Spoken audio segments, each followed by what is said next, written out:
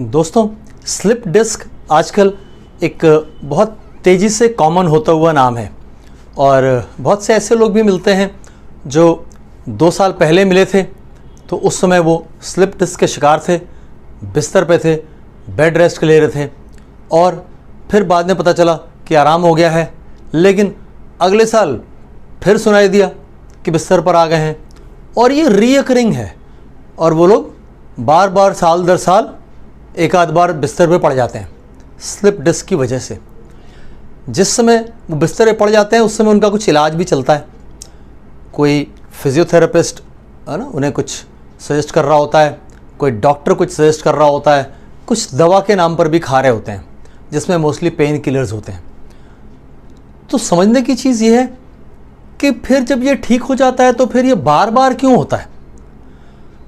तो लोग इस पर ध्यान नहीं दे रहे कि समस्या का समाधान नहीं हो रहा, वो उस समय मैनेज हो जाती है और फिर सामने आके खड़ी हो जाती है और ये बढ़ती हुई उम्र के साथ जैसे जैसे समय बीतेगा उसका रूप धीरे धीरे और विकराल होता जाएगा।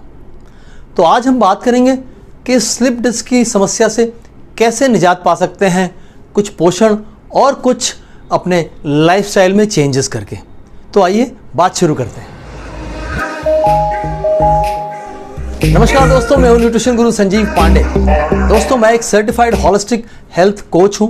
मैं आपको जीवन शैली और पोषण और कुछ व्यायाम ऐसी चीज़ें मिला करके आपको सुझाव देता हूं कि कैसे आप छोटी बड़ी शारीरिक तकलीफ़ों से बच सकते हैं।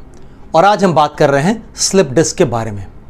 तो पहले बात करेंगे पोषण के बारे में और फिर बात करेंगे जीवन शैली के बारे में। तो नंबर 1 न्यूट्रिएंट जिसकी आपको आवश्यकता होगी इस स्लिप डिस्क की प्रॉब्लम से बाहर आने के लिए वो है ओमेगा 3। ओमेगा 3 फैटी एसिड, जैसा कि आप जानते हैं फैटी फिशेस में मोस्टली मिलती है। इसके अलावा आप चिया सीड, फ्लैक्स सीड ऐसी चीज़ों का सहारा भी ले सकते हैं, लेकिन वो सब तब जब सामान्य परिस्थितियां हों। जब आप दिक्कत परेशानी में हैं तो आपको सप्लीमेंट के जरिए इस ओमेगा 3 की मात्रा बढ़ा लेनी चाहिए। ये करेगा क्या?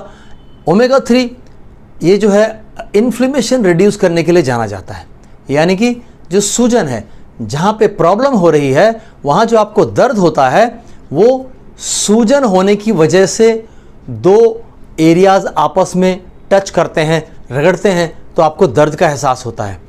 तो अगर आप ओमेगा 3 की डोज बढ़ा करके लेंगे तो फटाफट वो जो इन्फ्लेमेशन है, सूजन है, वो घट जाएगी और आपको दर्द से आराम हो जाएगा। ये दर्द से आराम के लिए आपको